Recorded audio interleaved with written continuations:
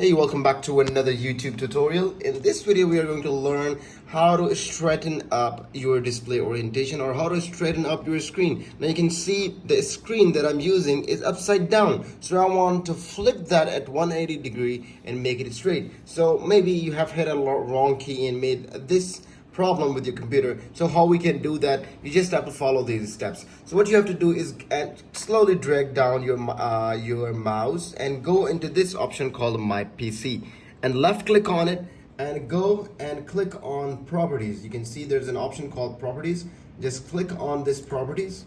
Once you click on that, you will see another option called display in here. You're just gonna click on this display option, and once you click on display option, you can see an option written as landscape. This one, display orientation, which is upside down. You can see the landscape is flipped. You just have to straighten it up. You want to click on it and click on the simple button of landscape.